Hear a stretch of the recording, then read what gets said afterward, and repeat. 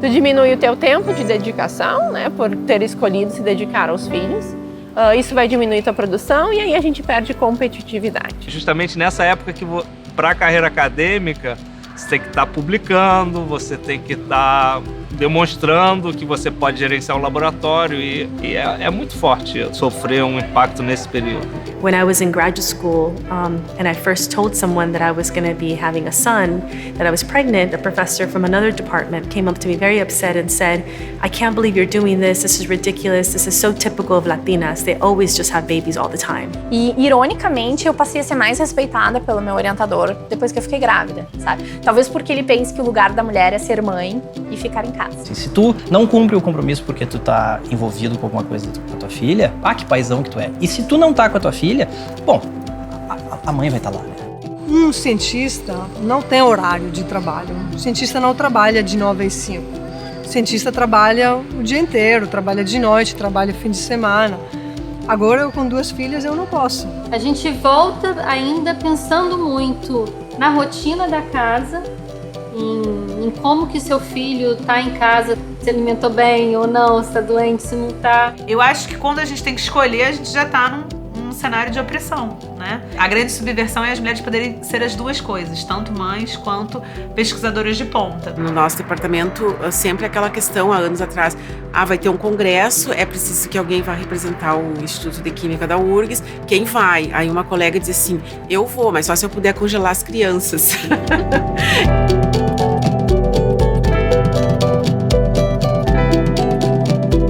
Eu comecei a me sentir extremamente deslocada do meio porque eu não via ninguém conversando a respeito disso. Então eu comecei a achar que eu era um caso isolado, era eu que não dava conta de ser mãe e continuar sendo cientista.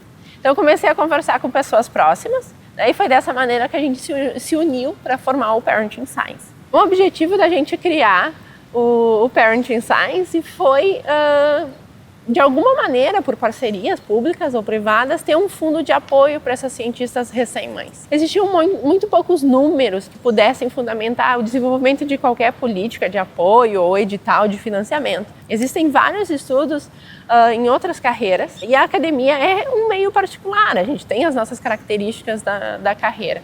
Então aí o Parenting Science acabou virando um projeto de pesquisa, e foi quando a gente começou a tentar traçar esse perfil.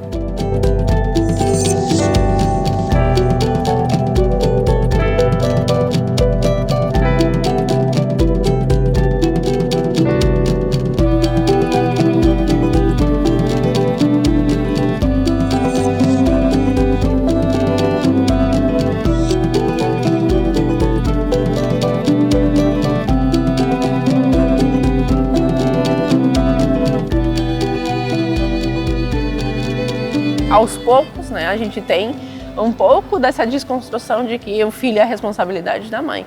Mas é uma mudança social muito grande que vai precisar acontecer para que isso tenha de fato algum avanço e que de fato tenha um impacto positivo em como a mulher consegue se dedicar à vida profissional.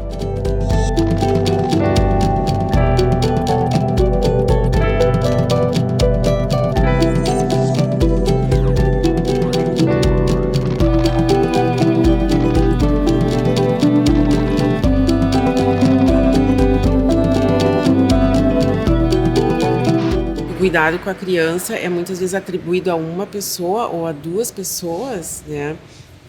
E não conseguem entender assim que é na verdade um grupo de pessoas que vai cuidar daquela criança, né? O ideal seria isso. Sim, o meu filho ficou aqui, na época eu não morava mais com o pai dele, então ele ficou com o pai, né? E eu fui fazer o doutoramento sozinha. Na verdade, eu tinha a intenção de levá-lo, não consegui o auxílio financeiro necessário suplementar, e ele acabou ficando com o pai em Porto Alegre. Havia um arranjo, digamos assim, né? Não apenas o pai, havia minha mãe, havia a mãe do pai, havia a minha amiga Rita de Cássia, que trabalhava essa questão comigo, que ela também tinha uma filha da mesma idade dele, então a gente fez um arranjo, digamos assim, familiar e de amigos para poder suplementar o tempo que eu não estaria aqui, ou enfim, para os cuidados necessários. Para mim foi relativamente tranquilo, porque eu sabia como ele estava, com quem ele estava, como é que ele estava crescendo, né? Então eu encontrei ele nesses 4 anos, talvez umas 6 vezes, né? Vim para cá, ele foi, mas foi um período de distanciamento, digamos, né? Então isso tem um custo, né? Que em algum momento tu vai verificar qual foi o efeito que isso teve. Foi mais positivo do que negativo, é a sensação que eu tenho hoje, passados tantos anos, porque eu estou feliz da minha profissão, meu filho, que na época ficou, né, sem a mãe, também é uma pessoa feliz e construiu a vida dele com uma base sólida, assim, emocional. Então, é aquela história, quem cuida do filho são as pessoas que estão no entorno dele, né? Dedicava muitas horas para aquilo ali e hoje eu sigo, né, gostando muito do que eu faço, eu gosto de me dedicar àquilo, mas assim, eu não consigo nem pensar em chegar em casa e, sabe, abrir meu computador, assim, enquanto ela tá ali comigo, assim, sabe? Acho que tu não consegue imaginar antes, assim, né, e conforme os anos vão avançando, assim, tu vai vendo que esse cenário vai abrindo cada vez mais, assim, sabe? Então, a maneira como tu interage com a tua filha e... Oi, filha! A maneira como tu interage com ela, né, o tempo que tu fica com ela e as coisas novas que ela vem te trazendo, assim, é uma coisa maluco. Oi, meu amor, o que tá acontecendo aqui? Oi? O que é isso aqui, filha? Uma pena do piu-piu? É. Mesmo a minha esposa, que ela não é docente hoje numa universidade, mas ela é cientista, né? A gente fez todos os passos da carreira científica juntos. A gente teve a Maia e a gente se mudou de Porto Alegre para Santa Maria porque eu passei no concurso. E ela até agora não conseguiu se recolocar no mercado. E isso, assim, gera uma certa ansiedade. Como eu te disse, tem momentos em que tu tá pra baixo e daí tu para e pensa assim, cara, eu abandonei tudo pra vir atrás dele e a minha vida tá parada. Só que aí, na nossa relação, isso é muito legal, porque ele me apoia muito. Ele tá sempre do meu lado, ele tá sempre tentando me fazer crescer.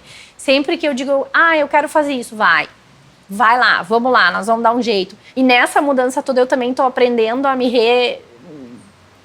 refazer, entendeu? Tô sempre vendo concurso, tô mandando meu currículo para as particulares, tô tentando pós-doc, bolsa de pós-doc, mas, né, com a situação atual do país, as coisas estão um pouquinho mais difíceis, assim, né? Que nem eu digo, assim, eu venho nesses eventos, eu venho em simpósio, eu venho ser banca de algum doutorado, eu sinto uma saudade, assim, sabe? Me lembro de como eu era antes de ser mãe e dá uma falta, assim. Meu marido gosta de dizer assim, ele não sentiu a minha licença maternidade, porque como durante a gestação eu deixei muita coisa alinhavada, eu segui publicando, né? Mas agora, nesse ano, tá diminuindo, porque eu tenho sido chamada para ser banca, mas como eu tô fora do laboratório, eu não tenho publicações. Então, eu tô pensando em estratégias de retomar isso para que meu currículo não fique completamente parado, né?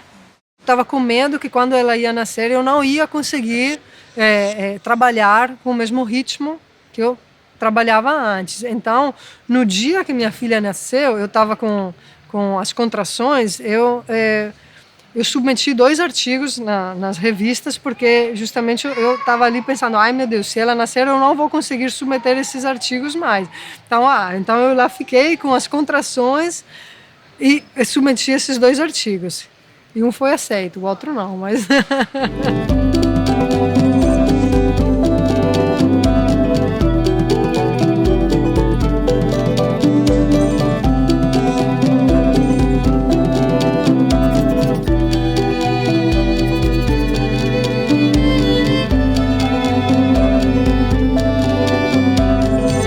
Eu achava que eu conseguia ir para o campo, sim, com as minhas filhas, mas não dá. E agora são 2 anos que eu não vou para o campo, e isso obviamente tem um impacto na minha pesquisa. Outro problema também é a participação em congressos, por exemplo, que também é um aspecto muito importante da vida científica, para conhecer outros pesquisadores, para começar colaborações, projetos, para também ouvir o que é de mais recente nas novas pesquisas. E, obviamente, com filhos é muito difícil participar em congressos. As mulheres, independentemente dos filhos, têm curvas mais baixas porque elas estão com cuidado em suas mãos. Então você pode não ter um filho, mas você cuida de pais idosos, você cuida de algum parente que está doente, né? A nossa sociedade ainda concebe essa como uma tarefa feminina. As mulheres hoje no Brasil já são maioria entre os mestres, entre os doutores, entre os pós-doutores, e quando você vai pegar o topo, elas ainda são muito poucas.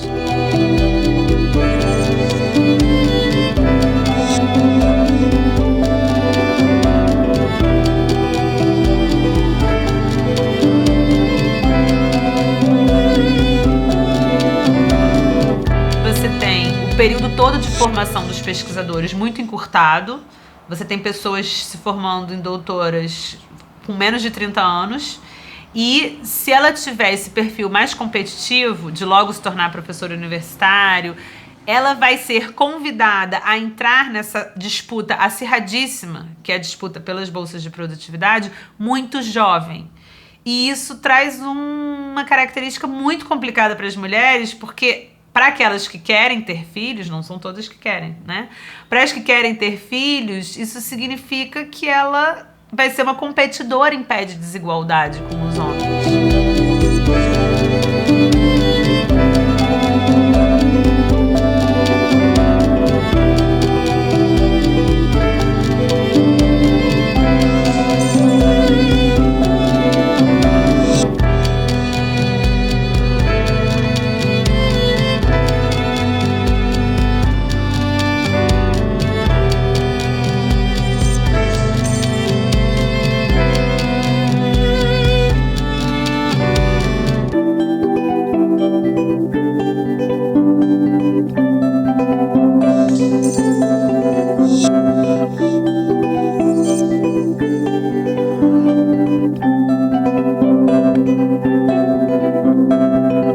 Em termos de política de apoio, tá? Tem algumas coisas que a gente teve de experiência conhecendo outros programas de outros países. Primeiro, conseguir de alguma maneira que essa docente, essa pesquisadora, quando está em licença, tenha um substituto dentro do laboratório. Inestimável o impacto positivo que isso vai ter de seguir a pesquisa.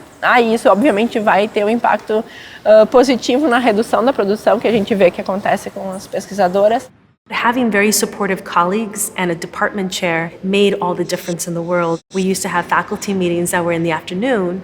As a result of me being one of the only faculty that had a very young child, the faculty decided to move it during the daytime. A lot of the work that I've been trying to produce has been arguing for a culture of care. How do we create institutions that care about people? Policies and practices that really take into account the different positions and the different roles that people are playing both at the institution and in their lives. One of the key things is that when there is a parental leave, it's important for faculty, as best as possible, to have a semester paid leave so that they can focus on the child that they either adopted or birthed. Creches e escolinhas dentro das universidades seria super importante. E, de novo, não precisa ser pago pela universidade, entendeu? Pode ser terceirizado. Mas tu ter a tranquilidade de que teu filho tá bem cuidado e tá próximo de ti, vai te fazer trabalhar bem melhor. Não é em todas as instituições que tem uma creche disponível para os seus profissionais, e a Fiocruz tem. E ela é bem concorrida, tem que ter uma seleção para que você consiga colocar seu filho na creche, porque ela não consegue atender a quantidade de funcionários que tem aqui. Mas quando a minha filha estava segunda com 11 meses, eu consegui uma vaga na creche da Fiocruz para colocar ela. E ela está lá até hoje, com 4 anos e meio. Esse é o último ano dela na creche, infelizmente, que a creche é muito boa.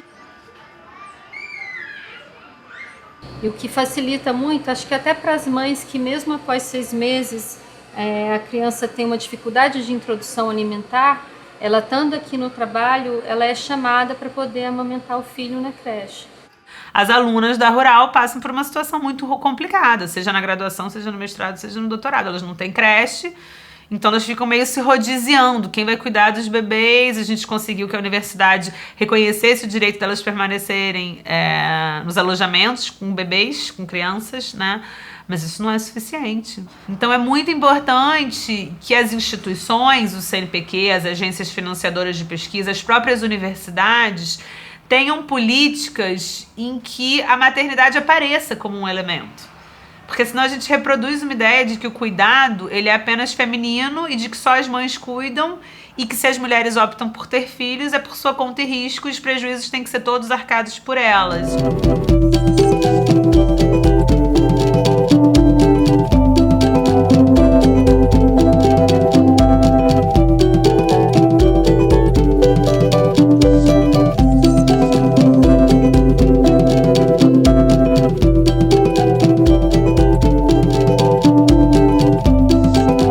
Em alguns países existe o seguinte: se tu é cientista e tem filhos, né, na tua carreira tem 2 anos que vão ser descontados.